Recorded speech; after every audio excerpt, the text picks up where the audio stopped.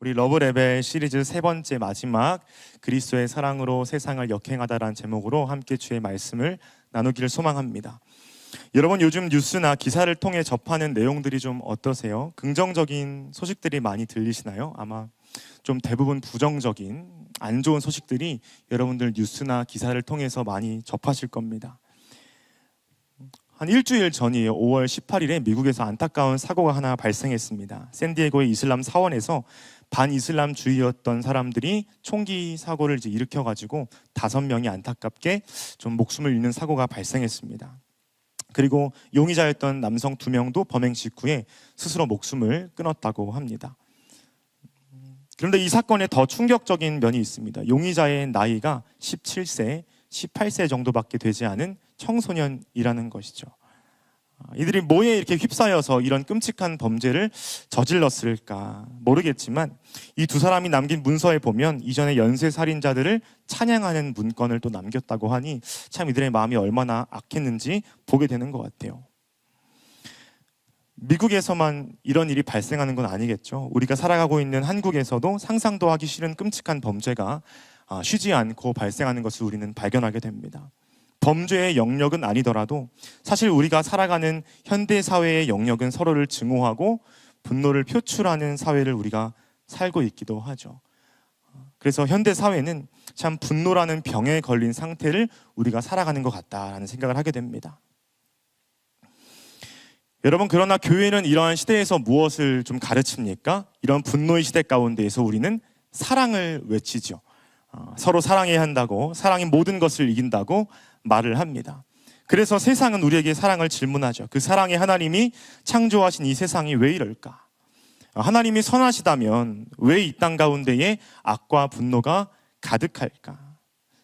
결국 세상은 본인들이 갖고 있지 않은 사랑의 문제를 교회에게 질문한다는 것입니다.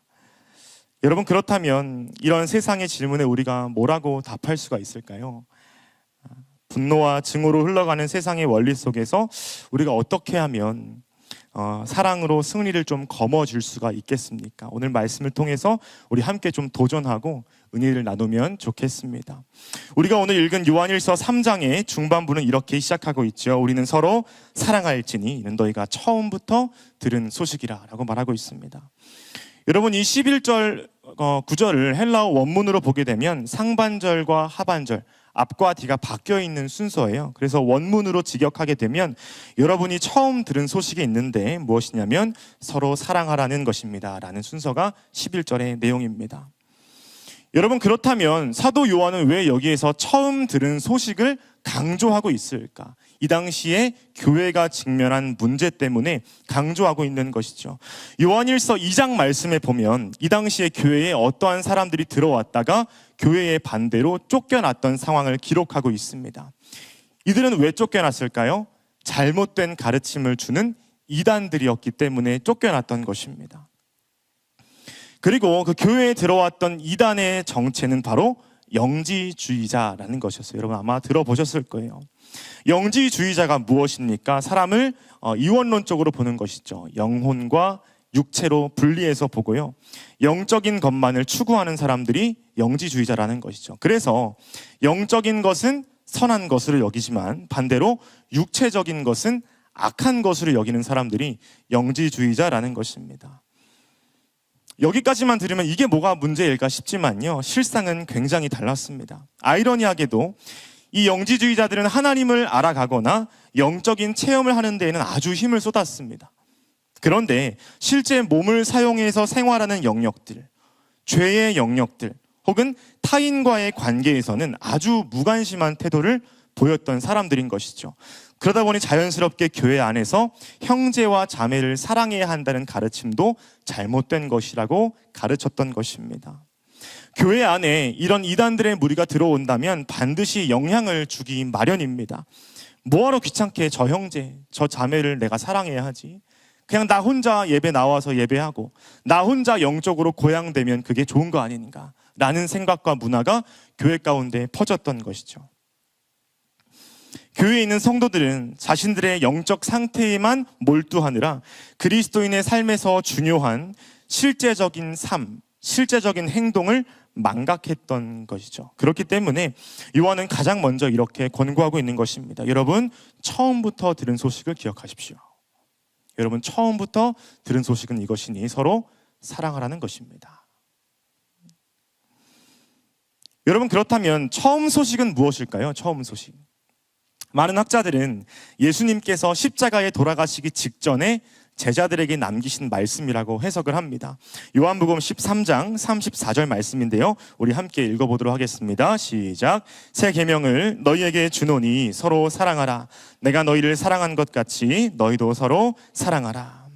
예수님은 자신이 십자가에 달리시기 전에 이 말씀을 제자들에게 주신 것입니다. 서로 사랑하는 것이 그리스도인의 당연한 의무였던 것이죠. 그러나 시간이 지나고 예수님의 가르침을 잊어가면서 성도들은 예수님의 처음 소식을 잊고 거짓 교사들의 잘못된 가르침을 수용했던 것입니다.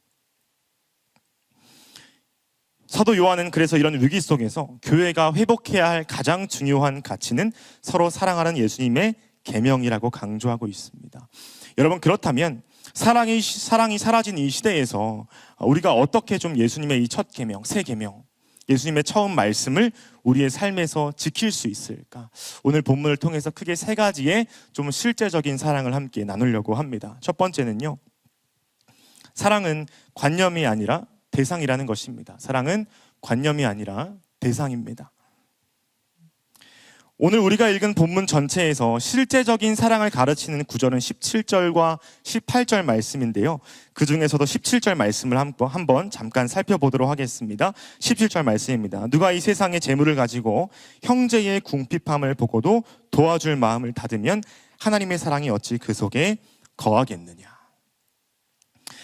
여러분, 17절에서 요한은 분명히 형제, 아델포스라고 하는 단수 단어를 사용하고 있습니다. 근데 생각해 보세요. 요한이 지금 편지를 쓰는 대상이 한 명의 개인일까요? 아니에요. 교회 전체에게 쓰고 있는 공동체에게 보내는 편지였던 것입니다. 그래서 요한일서 전체 본문을 보게 되면 이러한 표현들이 많아요. 형제들아, 자녀들아, 우리는, 우리가, 너희가, 이러한 표현들이 굉장히 많습니다. 당연하죠. 공동체에게 보내준 편지이기 때문에 그렇습니다.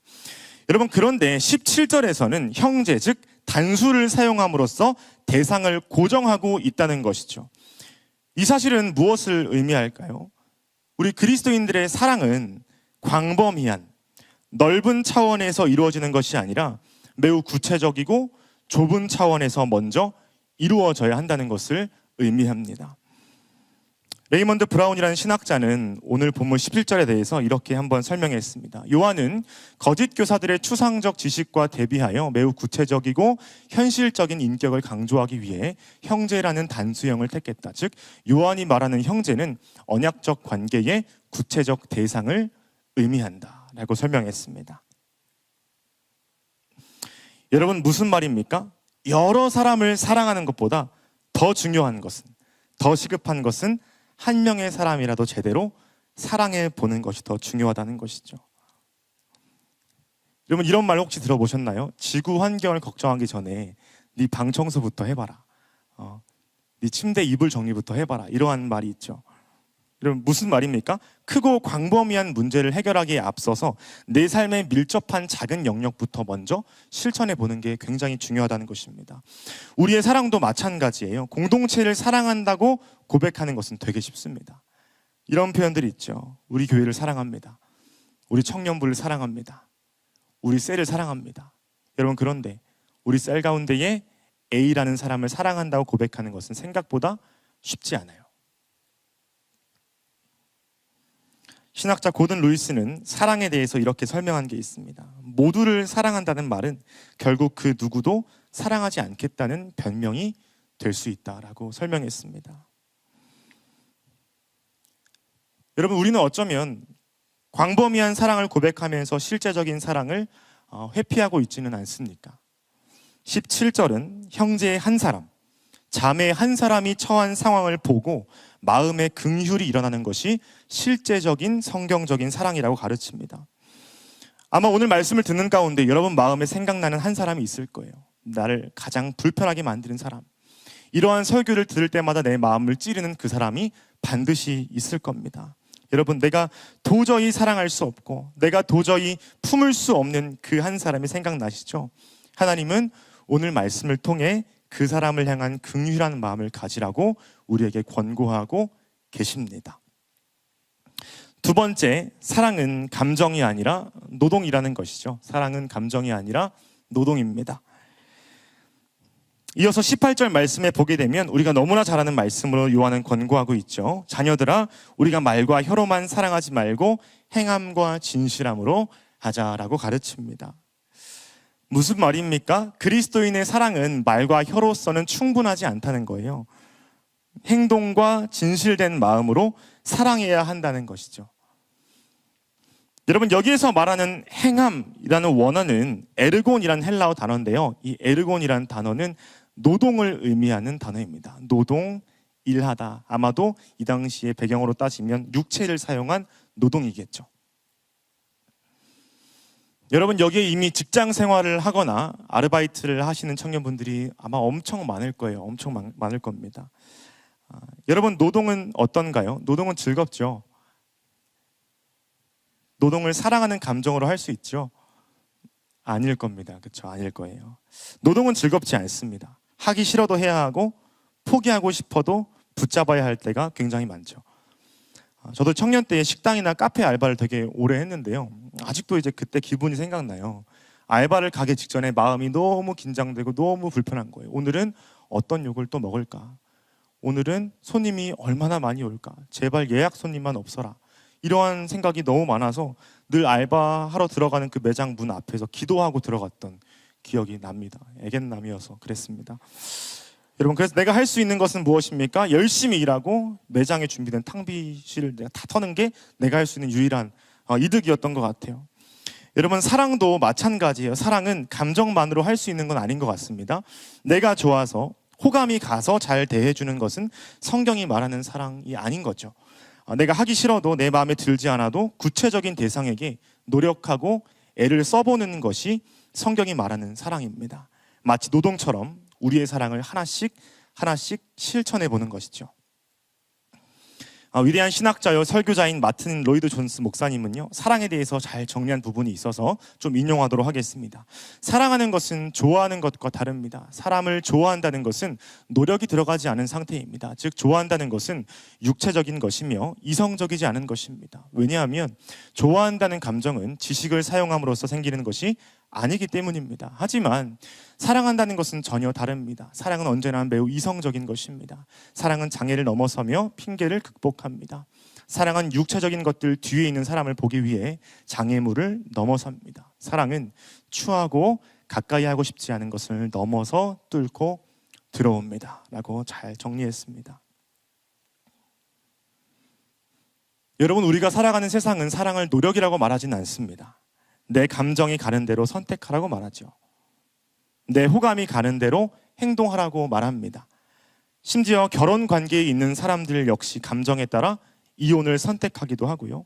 미워하는 사람은 그냥 손절하라는 가르침이 우리 한국 사회에 특히 만연해 있죠. 하지만 그리스도인의 사랑은 그 이상의 것을 바라봐야 하는 사랑인 줄 믿습니다. 여러분, 마음에 사랑을 해야 하는 구체적인 대상이 떠오르십니까? 여러분, 그렇다면 마음이 가지 않아도, 감정이 생기지 않아도 의지적으로 한번 행동해 보십시오. 물론 적극적으로 사랑을 표현하는 데까지는 시간이 좀 걸릴 거예요. 그래도 긍휼의 마음으로 한번 대화를 나눠보고, 차가운 태도가 아니라 한번 따뜻한 태도로 한번 대해보고, 그런 과정을 통해서 여러분들의 사랑의 행위가 하나씩 발전되고 실천될 줄 믿습니다. 여러분, 우리는 지금까지 성경이 가르치는 사랑의 실제적인 부분을 크게 두 가지로 좀 살펴보았습니다. 공동체나 전반적인 사랑을 결단하는 것이 아니라 구체적인 한 사람을 놓고 사랑해봐야 합니다. 감정으로만 사랑하는 것이 아니라 우리의 이성적으로, 내 의지로 사랑을 행동해봐야 되는 것이죠. 그런데 이 말씀을 듣는 여러분들의 마음 가운데 적지 않은 부담과 또 어려운 마음이 들 수 있을 것 같아요. 이 사람만큼은 진짜 사랑할 수가 없는데, 이 사람만큼은 진짜 내가 가까이 하기 싫은데, 같은 공간에 있는 것도, 마주하는 것도 정말 피하고 싶은데 여러분 마음에 아마 이런 생각이 있을 겁니다. 여러분, 우리는 사랑하고 싶지만 잘 사랑할 수 없는 존재입니다. 왜 그럴까요?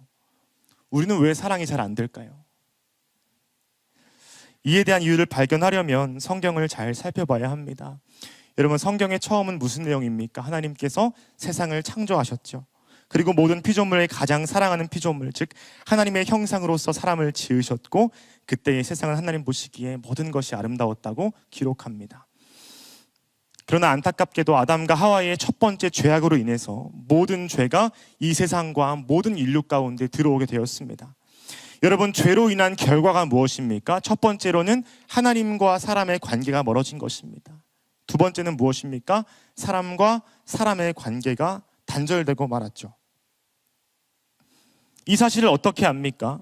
선악과를 먹은 아담이 하와의 탓이라며 서로에게 책임을 전가하기 시작합니다. 그들의 자녀였던 가인과 아벨의 이야기가 성경에 등장합니다. 가인은 동생 아벨과 함께 하나님을 향해 제사를 드렸지만 하나님은 아벨의 제사만 받으셨죠. 그러자 그는 자신의 분노를 이기지 못하고 역사상 최초의 살인자가 되고 말았습니다. 여러분, 즉 성경이 가르치는 죄로 인한 가장 큰 영향은 무엇입니까? 다른 사람을 향한 미움의 마음이요, 다른 사람을 향한 분노의 마음이 성경이 말하는 최초의 범죄이자 죄악이라는 것이죠. 여러분, 그러므로 우리가 상대방을 쉽게 사랑할 수 없는 이유, 쉽게 타인을 향해 분노하는 이유를 우리는 죄의 문제에서 다뤄야 한다는 것입니다. 결국 사랑의 문제는 죄의 문제라는 거예요. 그래서 요한은 오늘 본문에서 이렇게 말하지 않습니까? 우리 12절부터 15절까지 우리 한 번 더 읽어보도록 하겠습니다. 시작. 가인같이 하지 말라. 그는 악한 자에게 속하여 그 아우를 죽였으니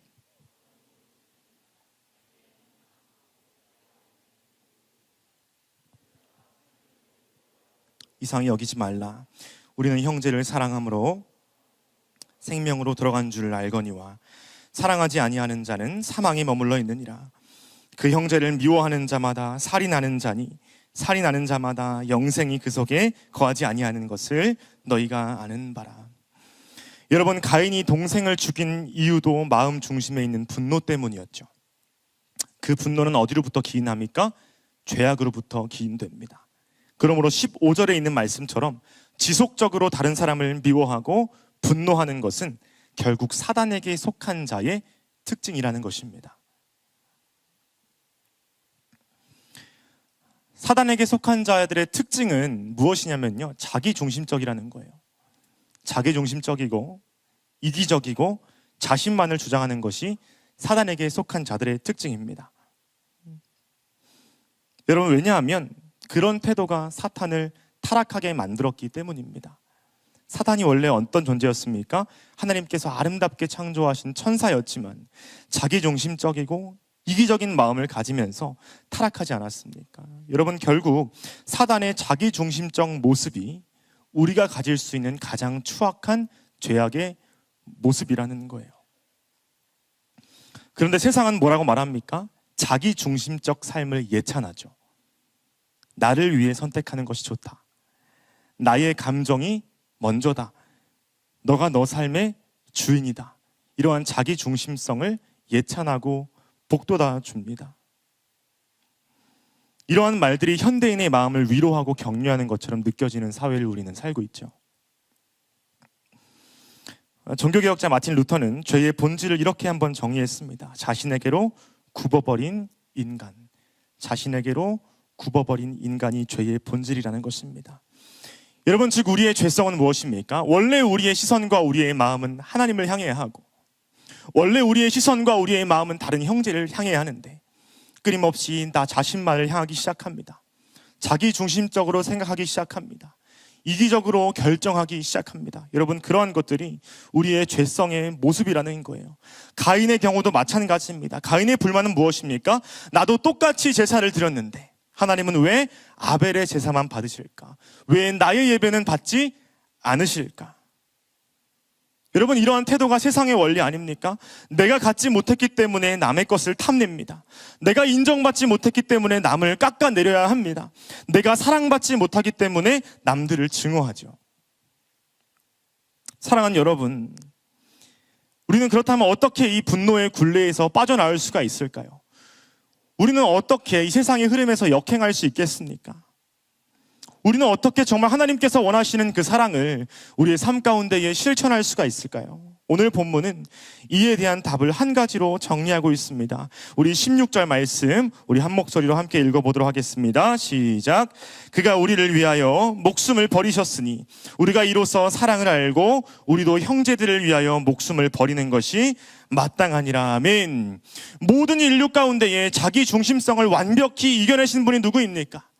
모든 인류 가운데에 자기의 목숨을 죄인들을 위해 바치신 분이 누구입니까? 우리 예수 그리스도 한 분인 줄 믿습니다. 여러분, 요한은 얼마나 놀라운 이야기를 우리에게 하는지 몰라요. 우리가 예수 그리스도의 사랑을 경험할 때에 비로소 사랑이 무엇인지 알게 된다는 것입니다. 예수 그리스도의 은혜를 경험한 사람만이 사랑이 무엇인지 알게 된다는 것이죠. 세상은 예수 그리스도를 모르기 때문에 세상을 모르는 거예요. 사랑을 모르는 겁니다. 예수 그리스도를 모르기 때문에 사랑을 감정적 차원이라고 말하고, 예수 그리스도를 모르기 때문에 내 마음이 가는 대로 행동하라고 합니다. 여러분, 그러나 우리는 다르지요. 우리는 다릅니다. 그 죄의 문제를 해결하신 분이 계시기 때문에 그가 목숨을 버리신 것처럼 나도 목숨처럼 귀한 나의 시간을, 나의 마음을, 나의 재정을, 나의 환경을 형제를 위하여 버릴 수 있게 되는 것입니다. 여러분, 결국 우리가 사랑할 수 있게 되는 유일한 가능성은 어디에 있습니까? 오직 예수 그리스도의 그 크신 사랑을 경험할 때에만이 가능한 것이죠. 사랑도 우리의 힘으로 하는 것이 아니요, 내 안에 살아계신 예수 그리스도의 은혜로 사랑하게 된다는 것입니다. 신학자 로버트 로우는 사랑에 대해서 이렇게 한번 정리했습니다. 사랑은 베풀고자 하는 거룩한 충동이다. 사랑은 주고 싶은 거룩한 충동이다. 이렇게 정리했어요. 여러분, 사랑은 무엇입니까? 누군가에게 무엇을 주고 싶어서 견딜 수 없는 충동이 일어난다는 것입니다. 우리에게 주신 하나님의 사랑이 이거 아니에요? 이거? 여러분, 성경에서 하나님과 우리의 관계를 가장 잘 설명하는 본문은 저는 탕자 이야기라고 생각을 합니다. 탕자 이야기. 탕자 이야기에서 뭐라고 말합니까? 어떻게 표현돼요? 아버지의 사랑이 아직도 거리가 먼데, 아직도 거리가 먼데. 나를 배신하고 떠난 그 아들이 조금이라도 보이자 신도 신지 않고 달려와서 입을 맞추고 옷을 입혀주고 가락지를 끼워주는 그 아버지의 사랑이 사실 우리를 향한 하나님의 사랑 아닙니까? 하나님은 우리에게 사랑을 표현하고 싶어서, 주고 싶어서 견딜 수 없는 충동적 사랑이셨습니다. 여러분, 우리도 마찬가지예요. 그런 사랑을 경험했다면 우리에게도 강력한 사랑의 충동이 일어나야 하는 것이죠. 표현하고 싶어서, 알려주고 싶어서 견딜 수 없는 상태가 되어야 하는 것입니다. 여러분, 그래서 바울은 이렇게 고백하지요. 그리스도의 사랑이 우리를 강권하시는도다. 그리스도의 사랑이 우리를 휘어잡는도다. 이렇게 말했죠.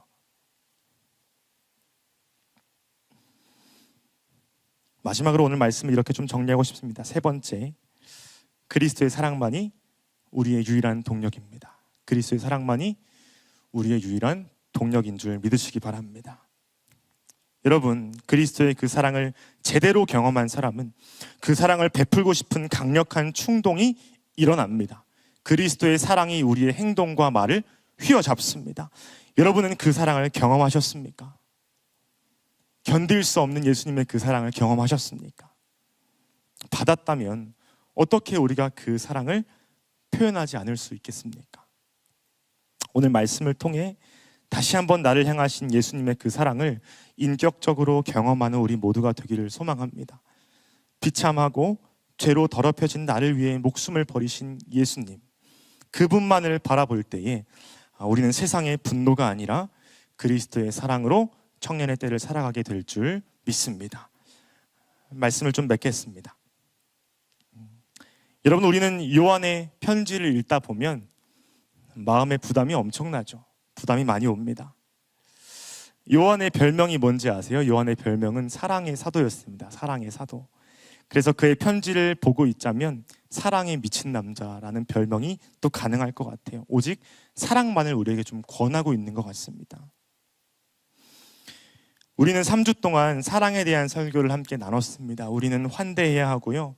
우리는 용서해야 하고요. 우리는 실제적인 사랑을 행동해야 한다고 말씀을 드렸습니다. 그런데 어쩌면 이런 말씀을 듣는 가운데 여러분 마음에 부담이 있을 것 같아요.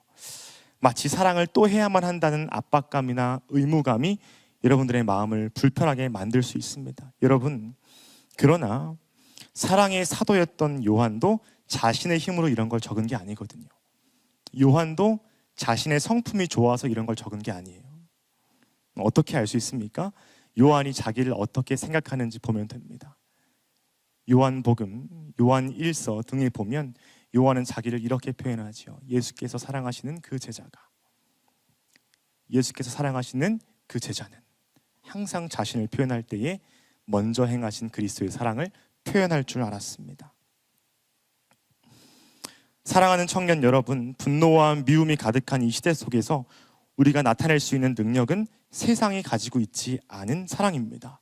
감정적인 사랑도 아니고 말로만 하는 사랑도 아니고 그리스도께서 나 한 사람을 위해 목숨을 버리신 것처럼 사랑하는 것이 우리의 능력이고 우리의 사랑입니다. 여러분은 그리스도의 사랑을 얼만큼 받으셨습니까? 얼만큼 누리셨어요? 그저 주일에 예배만 하는 정도로 그리스도의 사랑을 받으셨습니까? 아니면 나의 삶을 들여 주님과 같이 사랑하고자 하는 강력한 충동이 있는 정도로 받으셨습니까? 여러분, 이 시간 말씀을 통해서 다시 나의 동력이 되시는 그 사랑을 간구하고 세상 가운데로 나아가는 여러분들이 되기를 소망합니다.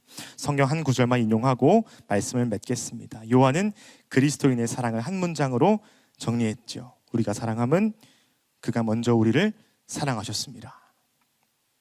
우리가 사랑함은 그가 먼저 우리를 사랑하셨습니다.